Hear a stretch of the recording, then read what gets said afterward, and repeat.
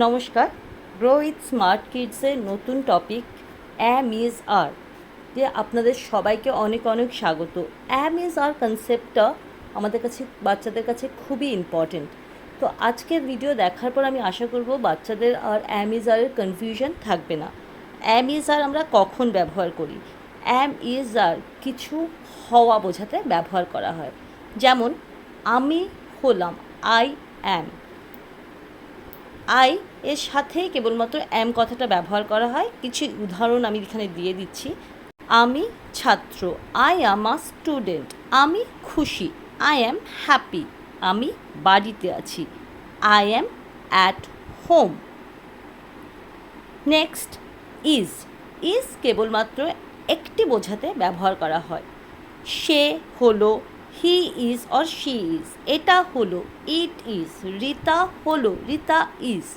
Is, this আর that, এটা আর ওটা, এই কনসেপ্ট মানে একটা আছে সেটা বোঝাতেও আমরা ব্যবহার করে থাকি। দিস ইজ, এটা হলো, দ্যাট ইজ, ওটা হলো।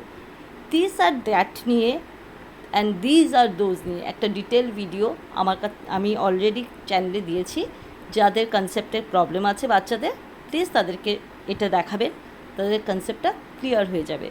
আমি এরপর কিছু এক্সাম্পলস দিচ্ছি দিসের জন্য আমরা কোথায় কোথায় ব্যবহার করে থাকি। সে আমার ভাই, হি ইজ মাই ব্রাদার। সে আমার বোন, শি ইজ মাই সিস্টার। এটা ঠান্ডা, ইট ইজ কোল্ড। এটা একটা বই, দিস ইজ আ বুক। ওটা একটা গাছ, দ্যাট ইজ আ ট্রি। ডিটেলে আরও কিছু এক্সাম্পলস ফর এক্সারসাইজ আমি দেব। কাইন্ডলি আমাকে আপনারা কমেন্ট সেকশনে জানাবেন যে আপনাদের সেটা প্রয়োজন আছে কি না। নেক্সট যে টপিকটা আমরা ডিসকাশন করব সেটা হলো আর। আর ব্যবহার করি আমরা যখন অনেকগুলো বোঝানোর চেষ্টা করি। যদি তুমি, তোমরা, আমরা, ওরা, এইগুলো সেইগুলো, এই কথাগুলো ব্যবহার করতে আমরা ব্যবহার করে থাকি আর। তুমি হলে, ইউ আর। তোমরা হলে, দে আর। তারা হলো, দে আর।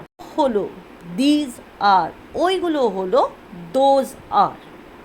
এবার কিছু উদাহরণ দিয়ে আমি এই প্রত্যেকটা টপিককে বোঝাচ্ছি। ফার্স্ট এক্সাম্পল, তুমি ভালো, ইউ আর গুড। তারা খেলছে, দে আর প্লেয়িং। আমরা খুশি, উই আর হ্যাপি। এগুলো বই, দিজ আর বুকস। ওগুলো পাখি, দোজ আর বার্ডস।